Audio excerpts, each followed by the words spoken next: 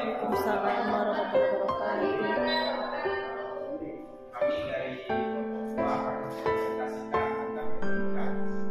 Banyak sekali isu-isu pendidikan di internet, tapi saya akan kami sampaikan sekarang yaitu tentang bullying.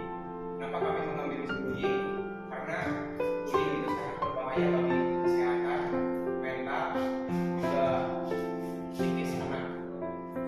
Jadi kami memilih isu tentang bullying.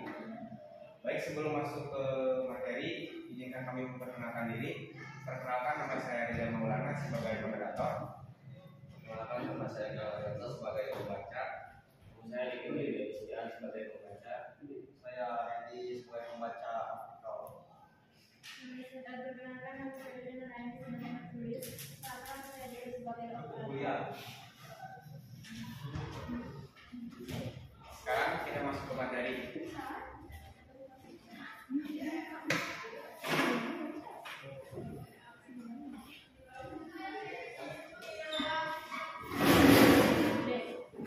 Definisi teks editorial.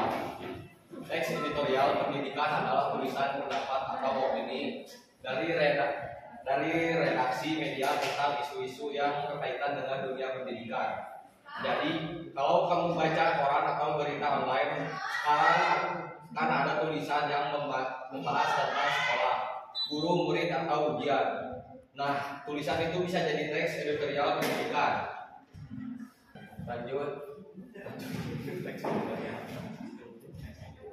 Struktur teks editorial.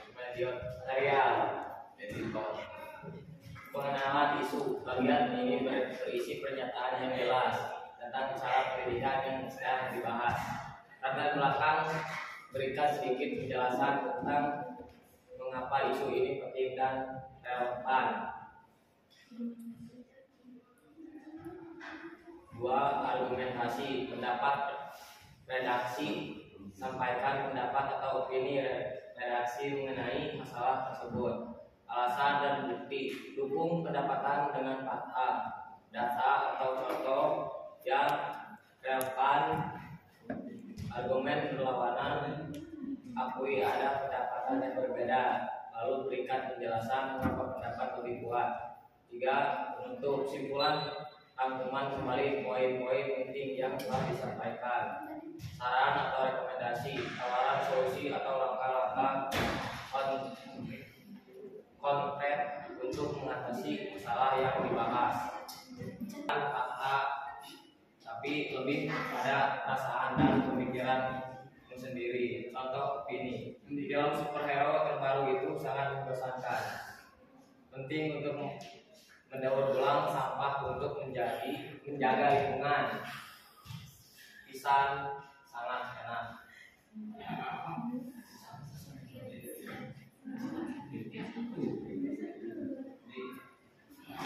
Artikel tentang pendidikan. Mari kita bahas tentang bullying, ya.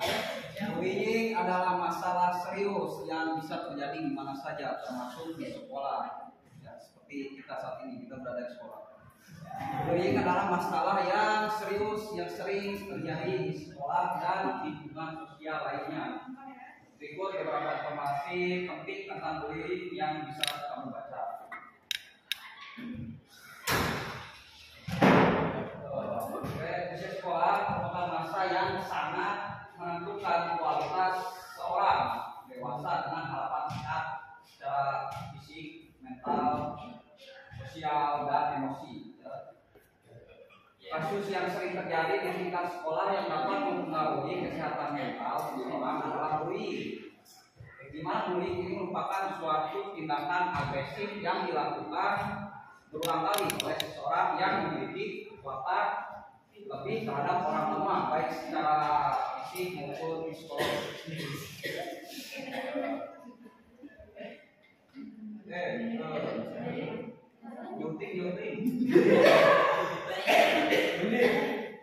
Berdasarkan penelitian yang dilakukan oleh pada tahun 2016, terungkap bahwa dari 176 remaja usia 15 sampai 17 tahun di beberapa sekolah didapatkan sebanyak 50,6% memiliki perilaku bullying yang tinggi. Penelitian Indonesia terkait bullying dilakukan oleh Jupiter tahun 2012 dengan hasil yang didapatkan bahwa Yogyakarta memiliki angka tertinggi.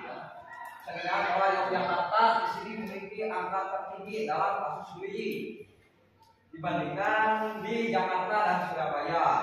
Tuh, Anda bisa lihat 70% atau 70,65% kasus bullying terjadi di sekolah menengah pertama ya. Survei yang dilakukan oleh Borba didapatkan bahwa anak usia 9 sampai 13 tahun mengakui melakukan bullying. Survei yang dilakukan di salah satu sekolah dasar Tetap Pekanbaru menunjukkan 6 dari 10 siswa melakukan tindakan bullying kepada temannya secara verbal maupun fisik. Hal tersebut menunjukkan tingginya kasus bullying di usia sekolah. Jadi teman-teman seperti itu materi yang dapat kami sampaikan mengenai bullying. Seperti yang teman kami sampaikan tadi, bahwa bullying itu sangat marak sekali kasusnya di Indonesia. Yang paling besar tadi di mana kan? Yang paling besar tadi? Yang paling besar itu di Yogyakarta. Di Yogyakarta. Jadi teman-teman, bullying itu terbagi menjadi kalau tidak salah 4 bagian. Ada bullying verbal, non verbal, bullying cyber, dan satu lagi saya lupa. Fisik. Seperti apa Pak? Ya seperti itulah materi yang kami sampaikan. Sekarang kita masuk ke sesi tanya jawab. Silakan jika ada yang ingin ditanyakan.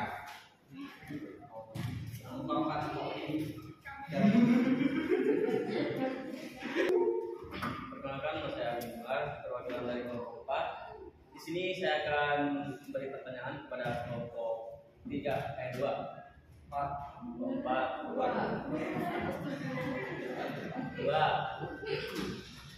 Bagaimana cara kita menghadapi bullying? Apalagi kita salah satu korban terhadap bullying. Cara mengatasinya, bagaimana caranya atau sehingga menghadapi bullying ini teman sekolah dan soalnya alhamdulillah seorang siswa.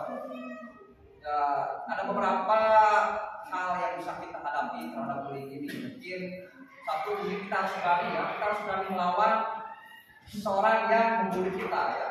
Kita harus berani, kita harus yakin pada diri kita bahwa kita ini kuat ya. Harusnya kita berikan dia itu pencerahan supaya kuat. Mungkin dengan argumentasi ya, atau apa. Mungkin dua Anda bisa memberitahukan atau menjelaskannya kepada guru ya, atau melapor ya terkait bullying ini, karena itu penting. Guru bisa membantu kita ya. Atau mungkin ketiga ya, kalau ada kasus bullying secara kekerasan seperti memukul, Anda bisa langsung melapornya ke polisi juga bisa ya, langsung di sana biar langsung diurus ya. Dipidana itu bisa jadi pidana ya.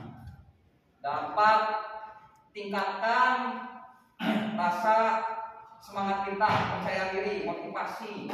Kita harus buktikan kepada orang-orang yang membuli kita bahwa kita ini lebih baik daripada mereka dengan prestasi ya. Seperti di sekolah kita harus ya bisa dapatkan ranking contohnya ya di bidang akademik atau mungkin di bidang-bidang lain seperti skill atau di ekstrakurikuler juga ya.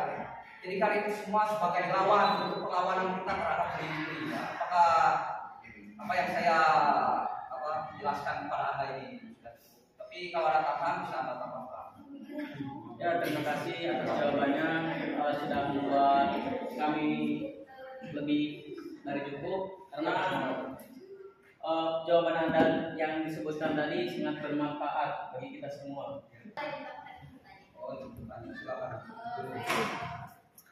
Perkenalkan, saya Hamidul Andini dari kelompok 1.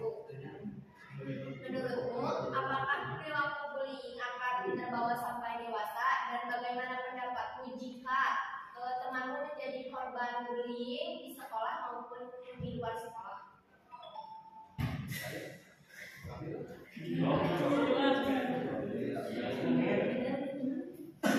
Jadi ini Dari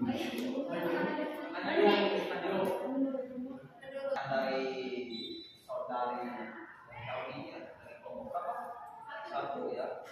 Kami bilang bahwa apakah korban bullying bawah ya, artinya seperti udah keluar sekolah, dan apakah tanggapan atau reaksi ketika teman kita mengalami korban bullying.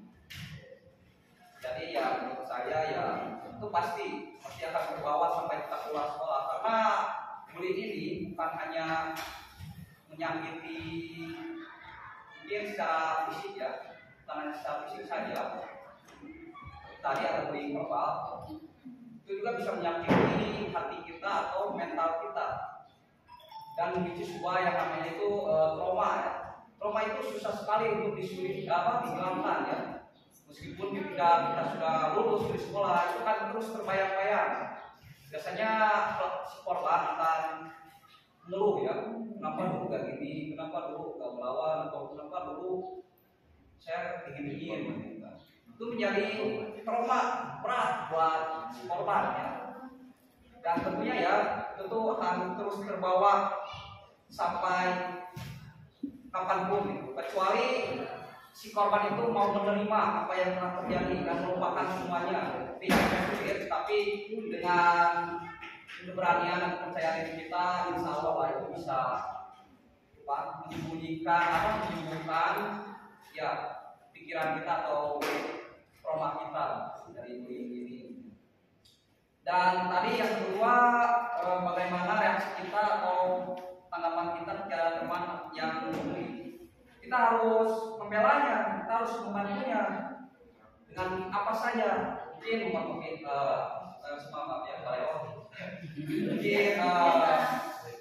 memotivasinya, yang memberikan semangat untuk teman supaya dia itu tidak down ya. Dan juga kita harus membela dia ketika mungkin kita melihat di depan mata kita ya teman kita dibully, kita harus berani maju menghadapinya, menolongnya, baik secara apapun kita tolong aja teman kita ya. Tunjukkan bahwa kita ini teman yang baik. Tapi ya yang kita harapkan ya, terutama untuk kelas kita ini, kelas IPS 1, sebaiknya kita ya, janganlah tinggalkan yang namanya pemulihan ini ya.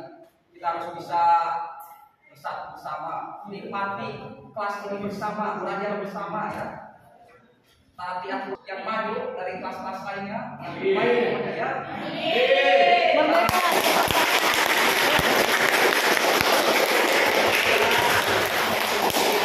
Ini pesan ya buat kalian semua bahwa saya ini sangat menghargai kalian, menghormati kalian, dan benar dengan kehadiran kalian di hidup saya ini itu memberikan saya motivasi dan semangat untuk terus belajar dan sekolah di sekolah ini. Terima kasih banyak ya. Terima kasih saudari Emi dan bagaimana tata adat yang benar-benar bullying? Tapi saya tidak ingin menjawab oleh orang yang itu saja. Terima kasih. Tiga.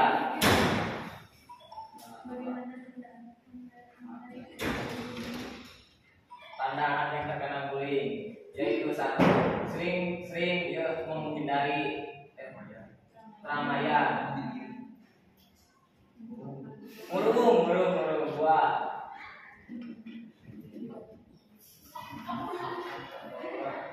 tidak percaya diri, terus depresi, stres, dan seperti dijelaskannya tadi. Saya akan menambahkan pertanyaan, apakah kalian pernah menjadi korban bullying? Sering. Oke. Jadi Pak, Baik, saya akan menjawab pertanyaan dari kami. Apakah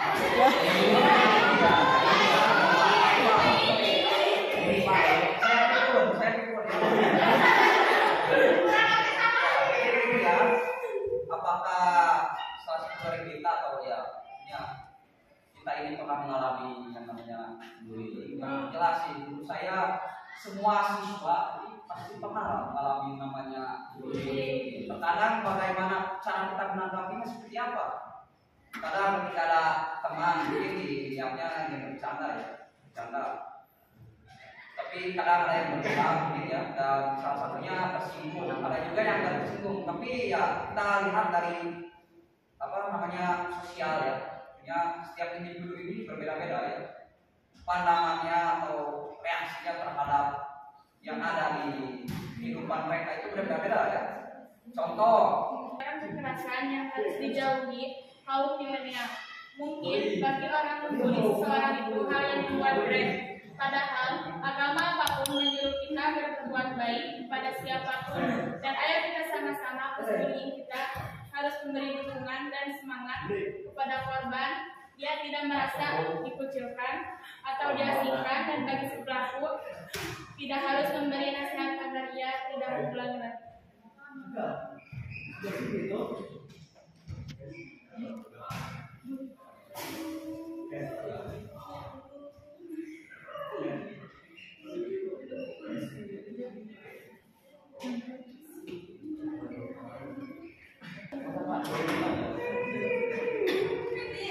Jadi teman-teman sekian yang dapat kami sampaikan. Terima kasih atas perhatiannya pada bulan ini, juga teman-teman saya.